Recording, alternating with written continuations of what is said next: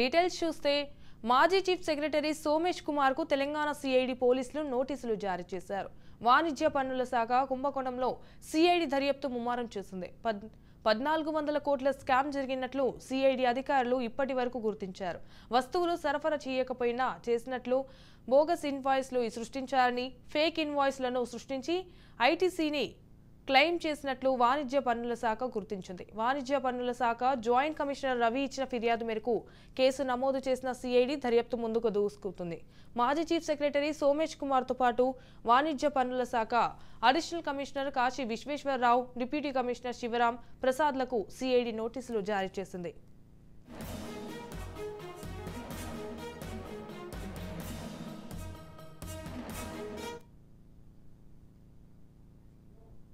త్వరలోనే ఈ స్కామ్ లో ఆరోపణలు ఎదుర్కొంటున్న అధికారులను సిఐడి విచారించి స్టేట్మెంట్ నమోదుకు సిద్ధమవుతోంది. తెలంగాణలో ఐజీబీఎస్టీ ఎగవేత ద్వారా భారీ మోసం జరిగినట్లు తెలంగాణ వాణిజ్య పన్నుల శాఖ విభాగం తెలిపింది. ఈ వ్యవహారంపై నమోదైన కేసులో తెలంగాణ ప్రభుత్వం మాజీ ప్రధాని కార్యదర్శి సోమేష్ కుమార్ పేరున ఏ5గా పోలీసులు చేర్చారు. ఇదే కేసులో ఏ1 గా తెలంగాణ వాణిజ్య పన్నుల శాఖ అదనపు కమిషనర్ ఎస్వి కాశీ విశ్వేశ్వరరావు, ఏ2గా ఉప కమిషనర్ ఏ శివరాం ప్రసాద్, ఏ3గా హైదరాబాద్ ఐఐటి ప్రొఫెసర్ శోభన బాబు, ఏ4గా ప్లాయంట్ టెక్నాలజీస్ కంపెనీలు ఉన్నాయి.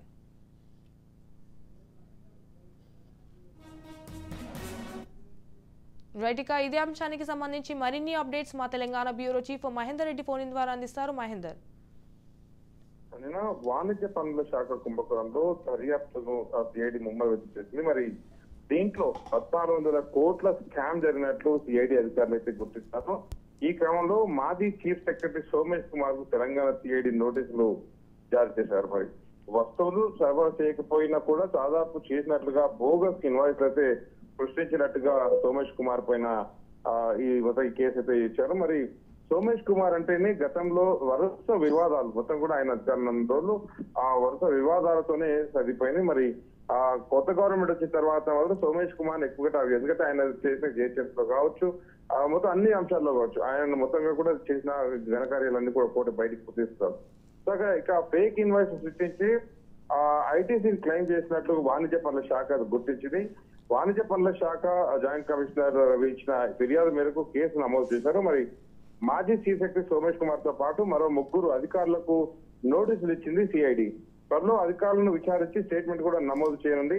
మరి ఈ సోమేష్ కుమార్ ఇచ్చిన నోటీస్ లో ఇప్పుడైతే వాణిజ్య పన్నుల శాఖలో మాత్రమే అవకతవకలు ఉంటున్నారు. అయితే ఇక ఇంకా కొన్ని విషయాల్లో కూడా సోమేష్ కుమార్ చాలా తీవ్రంగా విచారించింది. ఇక పబ్లిక్ టాయిలెట్ విషయంలో కూడా ఒక కుంభకోణం అయితే పెద్దగా నడుస్తుంది. మరి ఈ పబ్లిక్ టాయిలెట్ కుంభకోణం ఇది ఒకటి ముందు ఇంకోటైతే సిద్ధంగా ఉన్న పరిస్థితి కనిపిస్తుంది.